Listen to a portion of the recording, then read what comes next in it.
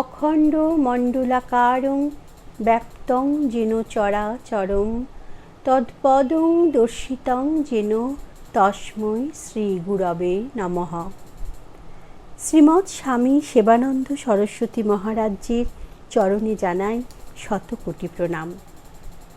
আমার গুরু স্বামী সেবানন্দ সরস্বতী মহারাজজির সেবানন্দের নিবেদন নামক গ্রন্থের পঞ্চম খণ্ড থেকে আমি এখন পাঠ করে শোনাব।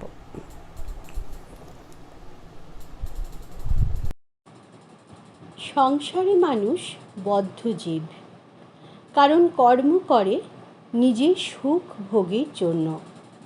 তাই সারাটা জীবন কর্মে আসক্ত হয়ে পড়ে এবং নিজেকে কর্তা বলে মনে করে। হতভাগা জানে না বা একটি বারও জানবার চেষ্টা করে না যে পৃথিবীটা ঈশ্বর দ্বারা সৃষ্ট, ঈশ্বর দ্বারা নিয়ন্ত্রিত এবং ঈশ্বর দ্বারাই পরিচালিত। দেহ থাকলে ভোগ অবশ্যই করতে হবে, তবে একটু বুঝে সুঝে। কর্ম না করলে দেহ নির্বাহ হবে না, কর্ম করতেই হবে। ভাবটা এমন, সময় হলেই চলে যাব, যার সংসার সেই দেখুক। সত্যই তো, জীব জন্মাবার পর যাহা কিছু পেয়েছে এখান থেকেই পেয়েছে। চলে যাওয়ার সময়ও সমস্ত কিছু এখানেই রেখে যেতে হবে। এত কিছু জেনেও আমার করে সারাটা জীবন কামনা বাসনার পিছে, ভোগের পিছে অনর্থক দৌড়াদৌড়ি করার কোনো মানে আছে কি? নিতান্ত প্রয়োজনের অধিক সংগ্রহ করো না, তাতে সংরক্ষণের দায়িত্ব বেড়ে যাবে। ভোগ করো, চুটিয়ে ভোগ করো, বিন্দু মাত্র আশা রেখো না, নচেত আবার জন্ম নিয়ে ভোগ করতে হবে। এই খাওয়াই হোক শেষ খাওয়া, আর দরকার নাই, একেবারেই পরিতৃপ্ত। মনুষ্য জনম দুর্লভ জনম। এ হেন দুর্লভ জনম পেয়ে মানুষ যদি ঈশ্বর সাধনায় রত না থাকে, তবে তার চেয়ে পরম দুঃখ আর কি বা থাকতে পারে?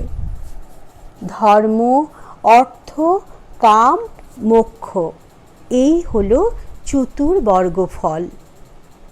সত্যটাকে জীবনে পাথেয় করে অর্থ উপার্জন করো, তাই দিয়ে প্রয়োজন মতো ভোগ করো, আর সদা সর্বদা লক্ষ্য রাখবে মোক্ষের দিকে। অর্থাৎ এই জনমেই মুক্তি চাই। মুক্তি কিসের মুক্তি? বারবার কীট পতঙ্গ, পশু পাখি, জন্তু জানোয়ারের জন্ম থেকে মুক্তি। কর্মের অধোগতি প্রাপ্ত হলে অধোজনি প্রাপ্ত হতে হয়, আর কর্মের ঊর্ধ্বগতি প্রাপ্ত হলে জীবের ঊর্ধ্বজনি প্রাপ্ত হয়। অর্থাৎ নররূপ, দেবরূপ বা মহামুক্তি। শাস্ত্র যাকে নির্বাণ বলেছেন। জন্ম মানেই তো নরক যন্ত্রণা। মল মূত্র শ্লেষ্মা ও কফের মধ্যে বাস। গর্ভধকশাহী অর্থাৎ পেটের বাচ্চা পেটেই মরে যাওয়া। ভূমিষ্ঠ হয়ে মা বা পৃথিবীর দর্শন তাদের ভাগ্যে জোটে না। কি দারুণ পাপ! তাই হে জীব, খুব সাবধান, বুঝে সুঝে ভোগ করো। একটু একটু করে ঈশ্বরের নাম করো। একদিন না একদিন মুক্তি অবধারিত। সাধন মার্গে দুটি পথ, একটি প্রবৃত্তি মার্গ আর দ্বিতীয়টি হল নিবৃত্তি মার্গ। উভয় পথেই ঈশ্বর সাধনা করা যায়, তবে প্রবৃত্তি মার্গ অপেক্ষা নিবৃত্তি মার্গ উৎকৃষ্ট বলিয়া বিবেচিত হয়। এইবার এই দুই মার্গের তুলনামূলক বিচার করা যাক। প্রথমে আসি প্রবৃত্তি মার্গের কথায়। সংসারে এই মার্গের বেশিরভাগ মানুষ সাধনা করে। পূজা, পাঠ, জপ, ধ্যান এই মার্গের মানুষ বেশি করে।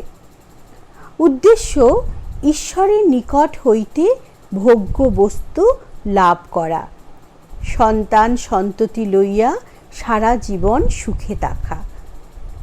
তাই সারা জীবন কঠোর পরিশ্রম দ্বারা সৎ ও অসৎ দুইভাবে অর্থ উপার্জন করে এবং দান ধ্যান সেবাও করে।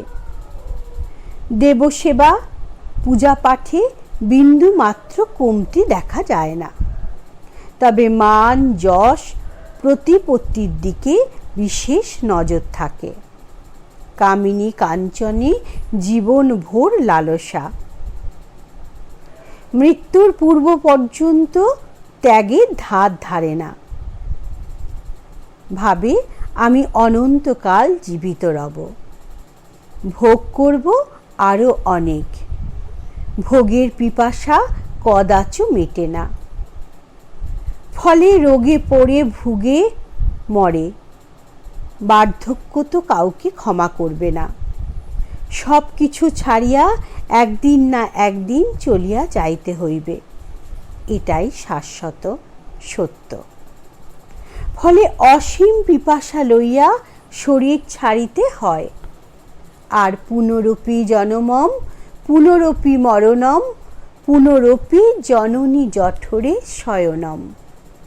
জন্ম মৃত্যুর হাত হইতে কোনো কালে রেহাই নাই। তার চাইতে দিন থাকিতে সাবধান হও, বুঝে সুঝে ভোগ করো। জরা মরণের দিকে দৃষ্টি রেখে অবশিষ্ট জীবন কাটাইয়া দাও, শান্তি পাইবে। এইবার আসি নিবৃত্তি মার্গের কথায়।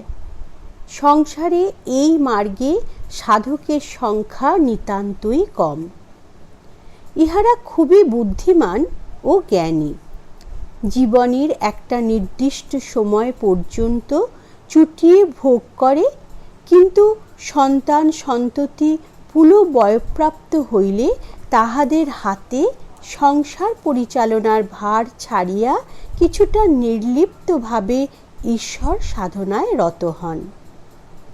দেশভ্রমণ ও তীর্থভ্রমণ করিয়া চিত্ত শুদ্ধি করিয়া লন। সাধুসঙ্গ, সদ্গ্রন্থ পাঠ করিয়া জীবনের অবশিষ্ট সময় অতিবাহিত করাটাই ইহাদের জীবনের উদ্দেশ্য। ইহারা ঈশ্বর সাধনা করেন, কিন্তু তার কাছে বিন্দু মাত্র ভোগ্য বস্তু কামনা করেন না। নিত্য ও অনিত্য বস্তু সম্বন্ধে ইহাদের সম্যক ধারণাও জন্মে। ফলে চাওয়া পাওয়ার ঊর্ধ্বে উত্থিত হইবার প্রচেষ্টা করেন। সুখ ও দুঃখ ইহাদের কোনোভাবেই বিচলিত করিতে পারে না। ইহারা আপন পরের ঊর্ধ্বেও সংযম সাধনাই ইহাদের সাধন পথে অনেকটাই আগাইয়া দেয়। রাগ দেশ নাই বলিলেই চলে। জীব হিংসা, প্রতিহিংসা প্রবৃত্তি ইহাদের নষ্ট হইয়া যায়। সর্বদা সাত্ত্বিক আহার দ্বারা চিত্ত শুদ্ধির চেষ্টা করেন। সকল বস্তুর মধ্যে ঈশ্বর দর্শন করেন। ত্যাগাৎ শান্তি অনন্তরম, গীতার এই মহাবাক্যে ইহাদের প্রগাঢ় বিশ্বাস। ফলে আমৃত্যু ইহারা সুখেই থাকেন। দুঃখ ইহাদের কিছুই করিতে পারে না। মুক্তি মানে মনের শান্ত অবস্থা। একমাত্র শান্ত হইতে পারিলেই শান্তি পাওয়া যায়। ঈশ্বর আমার মধ্যেই আছেন, এই বোধ জন্মাইলেই চরম মুক্তি, পরম শান্তি পাওয়া যায়। নচেত কোনোভাবেই মুক্তির আশা নাই।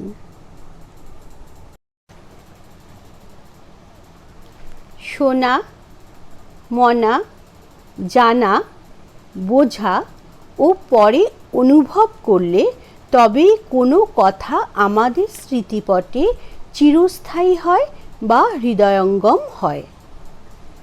আমরা যখন কোনো কথা শ্রবণ করি তাহা মুহূর্তের মধ্যেই ভুলিয়া যাই। তার কারণ ওই 5 প্রকার পদ্ধতিতে আমরা শ্রবণ করি না। প্রথমে শ্রবণ, পরে মনে মনে চিন্তা করা, একবার মনের মধ্যে প্রবেশ করিলেই ব্যাপারটা জানা হইয়া গেল। কিন্তু জ্ঞানীর দ্বারা বিচার না করিলে ঠিকঠাক বুঝা হইল না। তখনই আসিবে প্রশ্ন, আর প্রশ্নের উত্তর যদি ঠিক পাওয়া যায় তবে বোঝার পালা শেষ। কোনো কথা একবার বুঝিতে পারিলেই সেটি হৃদয়ের মধ্যে স্থান করিয়া লয়, কখনো আর ভুলে না। তাই পাঠককে বা বক্তাকে মিষ্টভাষী হইতে হইবে। কথা যথাসম্ভব ঠিকভাবে বলাই ভালো, এতে শ্রবণে কষ্ট হয় না। শ্রোতার মন বুঝিয়া কথা বলাই ভালো।